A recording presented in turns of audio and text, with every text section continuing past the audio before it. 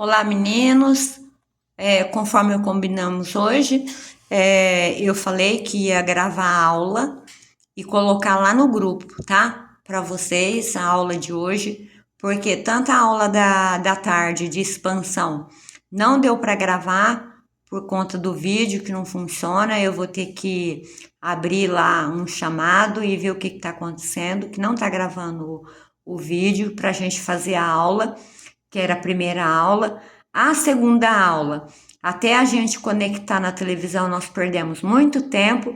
E, resumindo, a gente só falou nada, né?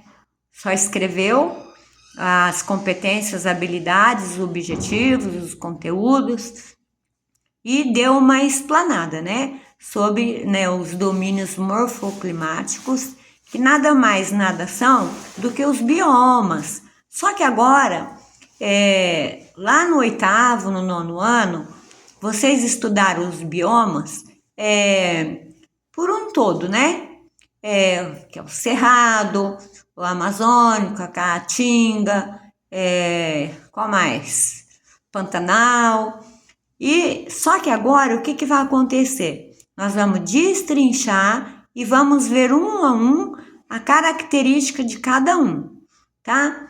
Então, como a nossa prova já é no dia 28, salvo erro, depois eu passo para vocês a data certinha, então nós vamos ter que dar uma acelerada e eu já vou fazer mais atividades, vou imprimir mais atividades para vocês estarem realizando essas atividades, que é para vocês bagaçar na prova paulista, tá, pessoal? Não vai ter como desculpa se vocês assistirem o vídeo certinho e fazer os exercícios, não tem como. Desculpa que a imagem vai ficar um pouquinho tremida por causa a senhora tá segurando com a mão, tá? Então, esse primeiro slide da aula 1, ele tá falando o quê? Do domínio morfoclimático ou do domínio, né, ou o bioma, né, amazônico e caatinga, né? Aí ele fala lá, né, que ele vai conceituar os domínios, né, morfoclimáticos e os domínios, né, específicos amazônico e caatinga. E os objetivos, né, compreender o conceito de domínios morfoclimáticos, identificar e descrever os principais, né, domínios morfoclimáticos encontrados no Brasil, reconhecer os fatores naturais que influenciam a formação e a distribuição dos domínios morfoclimáticos amazônico e caatinga. Avaliar as consequências das atividades humanas nos domínios morfoclimáticos e propor medidas de conservação e manejo sustentável para os diversos domínios morfoclimáticos. Lembra que lá no videozinho apareceu lá, né, o cientista, né, o geógrafo, né, que começou a mapear, né, os biomas brasileiros, ou seja, os domínios morfoclimáticos, e ele criou, então, esse domínio morfoclimático, que na verdade são os biomas. O que são os biomas? Né? Uma grande extensão de terra, né, de área, que possui o mesmo clima, as mesmas, né, características do clima, da vegetação e da fauna, os animais, né? Plantas, animais, clima, relevo, também conta, né? Tá vendo aqui, ó? Ele já fala aqui, ó, reconhecer os fatores naturais que influenciam a formação e a distribuição dos domínios morfoclimáticos amazônico e caatinga, tá?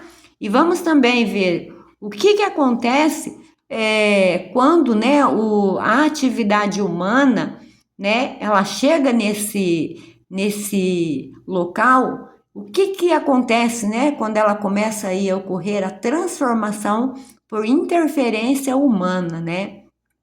E aí tem as consequências, né?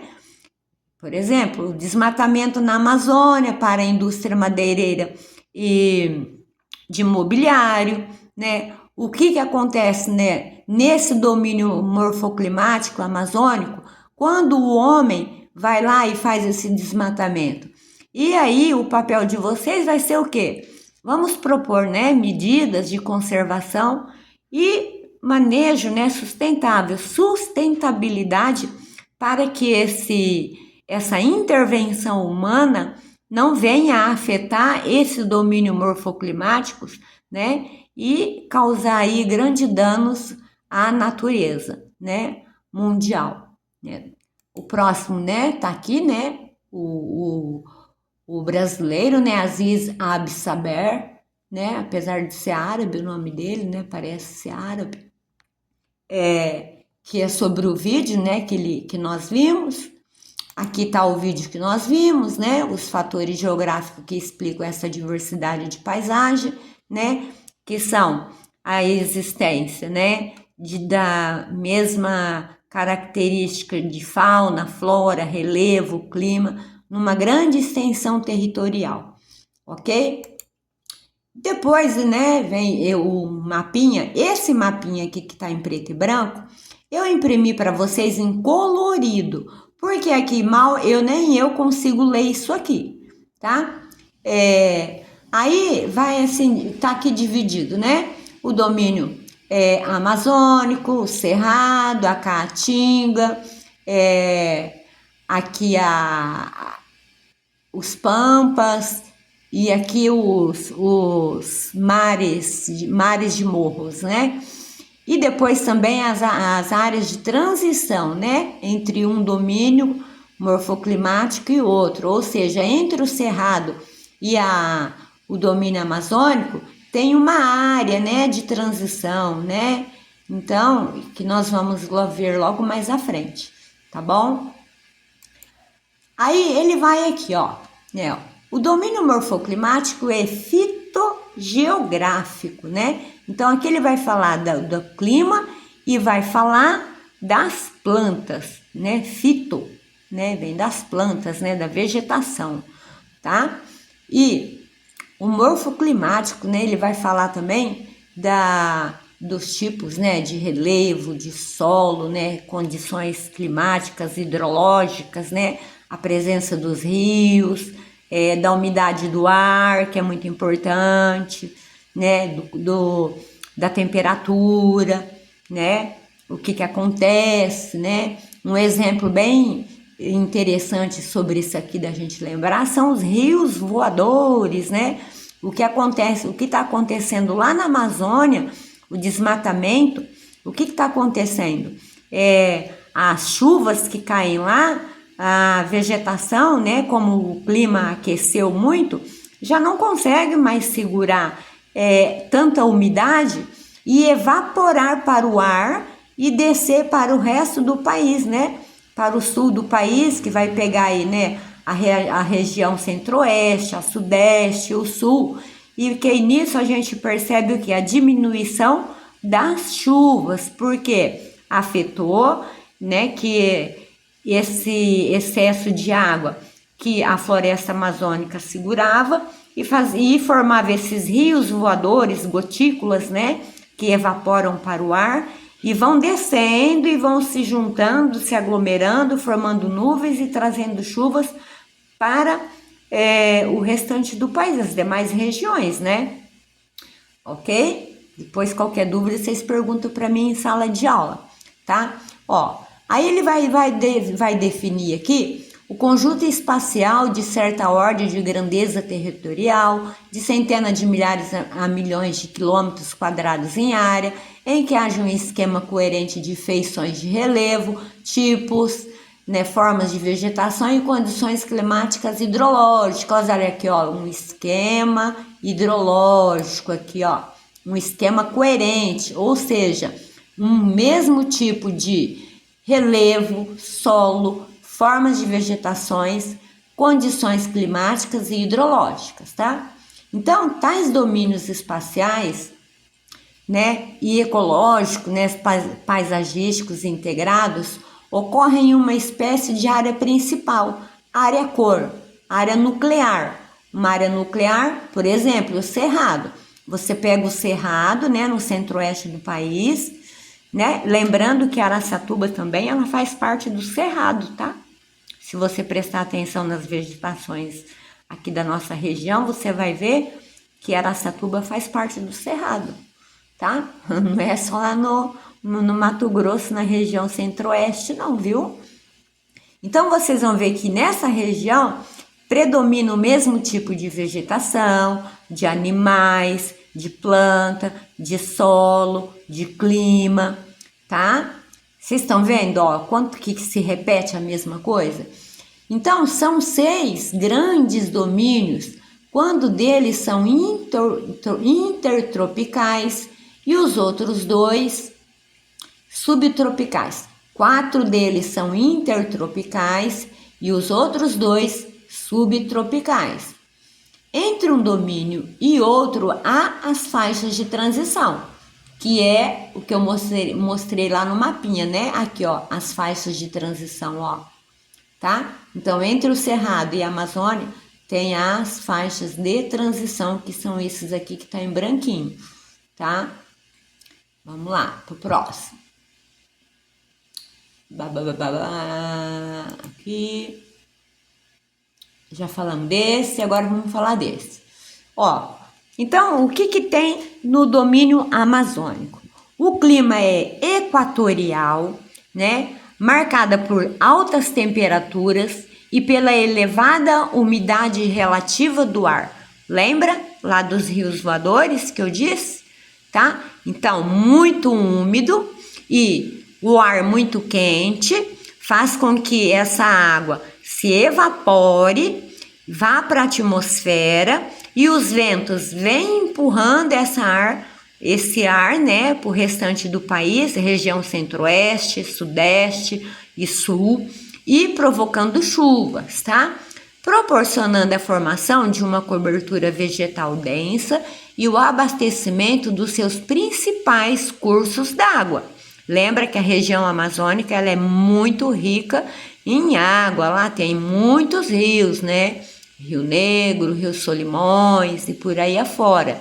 E que são verdadeiros mares de água doce, são rios muito extensos, muito largos e profundos e são também navegáveis, né? Grandes embarcações, né? Aí, ó, verdadeiros mares de água doce, área de ocupação ribeirinha e de circulação fluvial por meio de rios, furos e igarapés por mais de 3 séculos. Apesar de que agora, né, recentemente na atualidade, o que a gente vê nos noticiários já não é bem assim, né? Inclusive estava lá agora, né, o ano passado teve uma grande seca aí, né, até o princípio do ano, em que os ribeirinhos estavam passando aperto lá por causa da pesca e atravessando os rios quase que a pé, né? Variação de ecossistema em âmbito regional e de altitude, vegetação formada pela floresta amazônica, impactos ambientais gerados pela expansão de rodovias e práticas agropecuárias a partir de intenso desmatamento. Ah, por que acontece? Bom, para fazer uma rodovia, o que vai se fazer? Vai cortar árvores. Tá bom, corta árvores. E quando se constrói uma estrada no meio de uma floresta, logicamente que vai se formando ali povoamento, né? Mesmo que seja pouco, mas aí já o ambiente já não é mais o ambiente natural, né? Como ele era antes da intervenção humana. E a prática agropecuária é o quê? Ora bem, o agropecuarista, ele precisa de pasto, né? Onde tem árvore não tem pasto. Então, o que ele faz? Faz o desmatamento, planta lá, né, o que ele quer, colonhão, ou sorgo, ou outra erva, tá? Para estar criando esse gado, né? Então, isso causa grande desmatamento, tá? E além do que também, mais para frente, a gente vai ver, ó, a agricultura, né? Porque a terra eles vão querendo plantar principalmente, né, no Mato Grosso do Norte, a soja, né? onde ser muito cultivada, eles precisam cada vez mais de solos mais férteis, entendeu? Então eles vão entrar adentrando a floresta, né? Mas se a gente olhar por satélite, a gente já vai perceber um grande desmatamento, por conta aqui, ó, da agropecuária, tá? Plantação de soja, né? E criação de gado, tá bom? Isso aqui é um grande impacto, ó, tá? Lembra que a gente viu lá na habilidade, que é pra gente encontrar soluções para esse problema aqui, ó, causado pela intervenção humana, né? Expansão de rodovias, práticas agropecuárias, por causa do intenso desmatamento, né? O que se poderá ser feito para que isso ocorra, né? A gente sabe que para tudo tem que se criar leis, né? Então, vamos pensando aí para a gente fazer um projeto aqui nisso, tá? Em sala de aula, para a gente estar pensando em soluções sobre isso, tá? Então, por isso que eu quero que vocês aproveitem bastante essas videoaulas que a Sora vai explicando, para adiantar aí na sala de aula a gente poder estar fazendo esses projetos aqui, senão não dá tempo. Uma aula só passa muito rápido, tá? Aqui nós vamos ter a imagem, né, do domínio amazônica, né? Aqui, ó, a exuberância, né, da floresta amazônica cortado pelos rios, né? Rica rede de rios, né, hidrográfica, verdadeiros mares de água doce, né? E depois aqui, né, uma outra imagem do sol, floresta e água doce, típica paisagem amazônica, tá? Aí aqui tem um gráfico, tá? Que tá falando do domínio amazônico, ó. Tá vendo essa linha vermelhinha aqui, ó? O que ela mostra aqui, tá? Ela mostra aqui que, ó, o clima equatorial, ou então tropical, úmido ou superúmido. Ah, Sora, como é que eu sei que o clima é isso? Olha aqui no infográfico, que eu vou aumentar aqui a imagem para estar mostrando para vocês, tá? Toda a informação está aqui no gráfico, ó. O climate, tá? Que em português é clima, tá? Tá aqui, ó, AF, né? Então ele é úmido ou superúmido, tá? Depois, ele tá falando aqui também que é quase permanente massa de ar úmido, grande estoque de nebulosidade, baixa amplitude térmica anual e ausência de estações secas marcantes em quase toda a região. Ou seja, lá chove muito, não há secas, né? Apesar, em exceção, o final do ano passado e este ano, houve secas lá por causa daquela problemática lá do desmatamento e dos incêndios, né?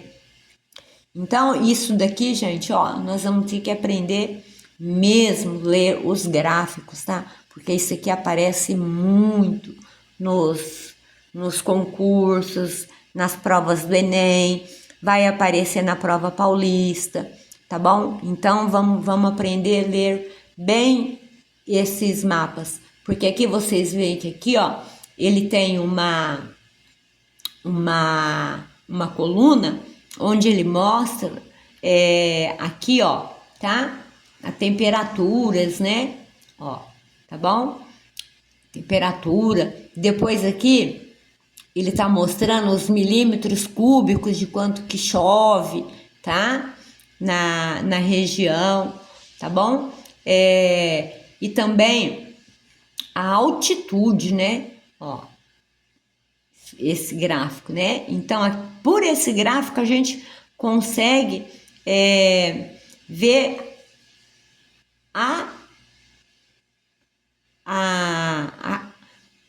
a medida, né? Não exata, mas bem aproximada, né?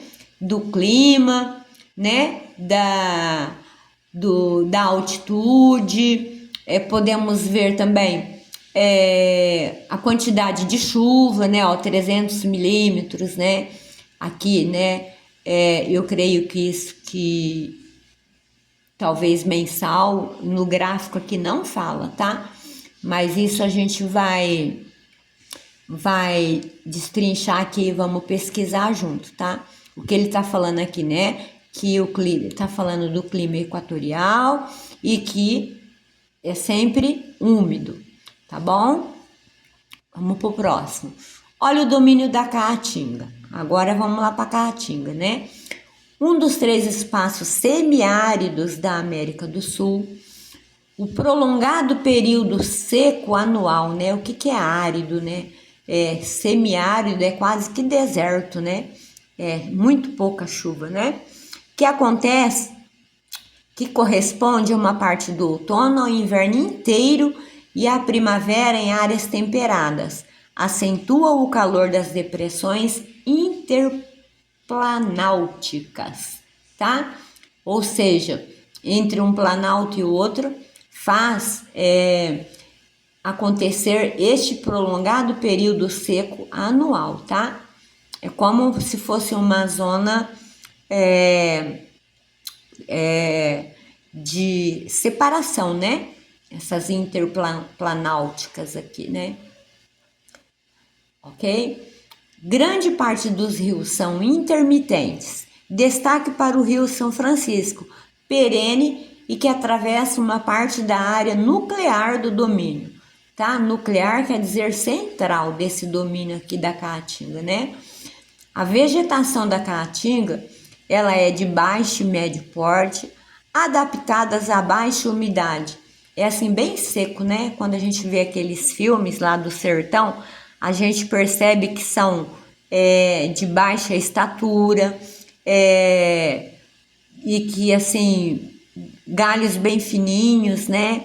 Uma vegetação bem quase que rala, né? De folha, tem mais caule e tronco quase que seco, né? Por quê? Porque ela é forte, né? Para quê? Para ser adaptada à baixa condição da umidade, tá? Olha aqui, ó. Tá vendo? Ó, isso, ó.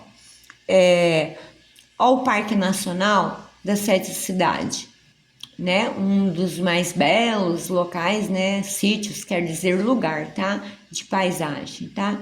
Ruiniformes do país. A gente percebe aqui, ó, tá verdinho, mesmo verdinho, ela é bem ralinha, né? São árvores bem pequenas, a vegetação baixa. Aqui quase tudo seco, né? No Nordeste, seco. É a área que apresenta as mais bizarras e rústicas paisagens morfológicas e fitogeográfica do país. A gente percebe que isso aqui, esse solo aqui, ele é árido, né? Então aqui nada dá, tá, gente? Porque é um solo pobre, ele é uma areia, né? Já não sustenta praticamente nem o que resta aqui da vegetação, né? Continuando, né? Olha aí, ó. O clima tropical semiárido ou então semiárido quente, tá? É caracterizado por escassez de chuvas e grande irregularidade em sua distribuição, baixa nebulosidade, forte insolação, índices elevados de evaporação e temperaturas médias elevadas. Ou seja, o que a gente vai ver aqui, ó? Olha aqui, enquanto que a chuva lá na Amazônia é de 300 milímetros, aqui não chega nem a 90, né? Enquanto a temperatura na Amazônia, né, o clima é úmido e apesar da temperatura também ser alta, mas porém ela é úmida, há uma evaporação no ar e há uma boa umidade. Enquanto que é o contraste aqui da Caatinga, né? Escassez de chuva, né? Irregularidade na sua distribuição. Podemos dizer que enquanto na Amazônia chove todos os dias, aqui chove uma vez ou outra, né? E com um clima muito quente, né? Por causa da forte insolação, né? Uma região onde o sol ele é o ano inteiro praticamente, né? E o índice elevado de evaporação, né? E o que acontece? Já não tem o rio, O rio que tem lá é o Rio São Francisco. Apesar dele ser perene, em algumas regiões ele corre mais largo, né, mais profundo, em outras regiões ele é um fio d'água, né? A gente vê isso bem quando a gente sobrevoa, né? Por exemplo, quando você faz a viagem, né, e que entra ali por Fortaleza, você vai descendo o país, aí você vai vendo, né, apesar do rio ser contínuo em certas regiões, né, ali na região central do domínio da Caatinga, ele é um rio mais caudaloso e depois ele vai afinando, ficando fininho e não profundo, né? Um rio raso. E o que acontece nessa região? Por causa da forte insolação, a temperatura é muito alta, já há pouca água e essa água evapora muito rápido, que não dá nem tempo de formar a nuvem. Ela evapora e se dissolve na própria, por causa do calor, ela já se dissolve na atmosfera, tá bom? Aí vem os impactos, né, do desmatamento da floresta amazônica. Ó, vamos começar aqui, ó. Desmatamento acumulado da Caatinga por estado, ó. Na Bahia, 157,1%. Olha aí, muito, né, gente? No Ceará, 61,3%. Pernambuco, 40,7%. Paraíba, 25,4%. Por aí vai, né? Piauí, 23,4%. Rio Grande do Norte, 19,8%. Minas, 18%. Alagoas, 10,9%. Sergipe, 10,5%. Maranhão, 0%. Por que será que no Maranhão 0%? Porque lá já não tem nada, né, para eles desmatar, já tiraram tudo que tinham que tirar, tá? Olha aqui, ó. Você vê aqui, ó, que ele está perguntando qual climograma representa o clima do domínio amazônica e da Caatinga, tá? Por aqui você vai... O que nós falamos aqui, ó? Lembra? No Amazonas, chove muito. O lado do gráfico da chuva, quando a gente vê que mm são milímetros cúbicos, né? Então, quanto maior aqui o número, maior a quantidade de chuva. Quanto mais baixo, menor a quantidade de chuva, tá? E você vai justificar a sua resposta na questão A, tá? Isso a gente faz na sala de aula, tá bom? Porque aí a gente vai levantar os nossos questionamentos, tá? Mas eu já estou explicando de antemão, que é para vocês já irem com uma prévia para a aula, né? Não chegar lá e eu ter que repetir tudo que eu repeti no vídeo, tá bom? Isso aqui é a correção. Aí ele vem aqui, ó, depois. Isso aqui depois é uma atividade que eu vou imprimir, tá? Para vocês estarem fazendo, tá bom? Ele já pede aqui, né? Consultar, né? Um dicionário, né? Vamos elaborar um glossário com pelo menos 3 palavras que vocês não sabem. No texto, eu já vi mais de 3, tá? Eu não disse o significado porque já tinha essa atividade. E depois, né, escrever um texto de no mínimo 10 linhas que contém a descrição da paisagem que herdou, considerando onde você mora e como você age ou pode agir para conservá-la. Ora bem, na região de Bento de Abreu, né? O que você herdou nessa região? O que os seus antepassados, né, os nossos antepassados, deixou para nós, né? Depois que eles chegaram aí e interviram. Eu sugiro que aqui vocês façam uma pesquisa como era antes, tá? E como está agora, tá bom? Aí vocês vão ficar bem surpreendidos como era a nossa região antes da intervenção humana e como ela ficou, principalmente depois que chegaram as usinas, né, canavieiras, né, na produção de açúcar e álcool, o que aconteceu com a nossa paisagem, né, como é que está ficando, né, e é preocupante, né, e nós falaremos isso em sala de aula. Aí eles, aqui, ó, né, do Ab Saber, isso aqui é bem importante, bem legal, ó. Todos os que se iniciam no conhecimento das ciências da natureza, mais cedo ou mais tarde, por um caminho ou por outro, atingem a ideia de que a paisagem é sempre uma herança. Na verdade, ela é uma herança em todo o sentido da palavra.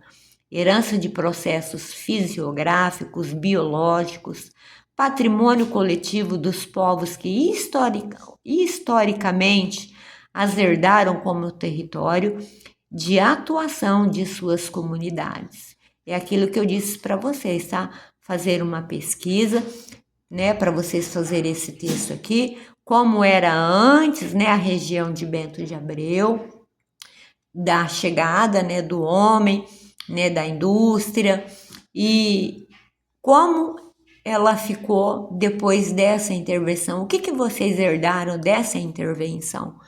Beleza, pessoal? Aí vai falar aqui, né, o que é que nós aprendemos hoje, né?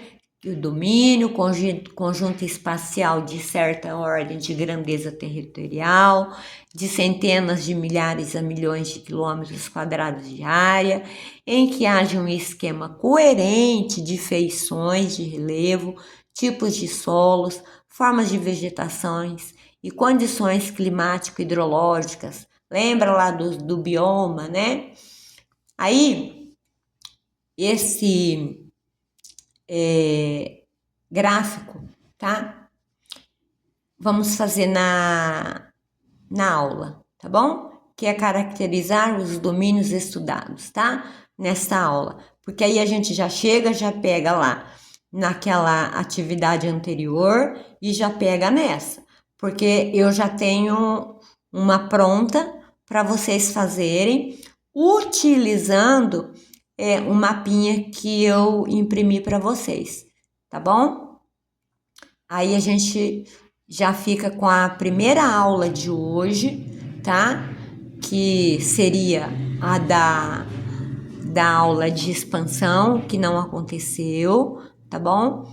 E depois a próxima semana, no meio da semana, amanhã não vai dar tempo, mas no fim de semana eu faço um da segunda aula, tá? De hoje, e para jogar no grupo e vocês verem essa aula e tá fazendo essas atividades, tá bom? Isso é um reforço e eu espero que vocês vejam o vídeo, tá? Eu vou virar aqui a câmera para vocês verem a Sora, tá? Deixa eu ver aqui como é que eu faço para virar isso aqui, Jesus. Opa! Deu meia horinha de aula, tá vendo? Ó, foi o tempo da aula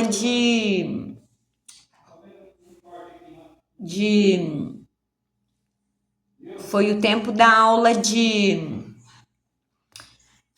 expansão, que não aconteceu, tá bom? Deixa eu ver se eu consigo virar aqui a câmera.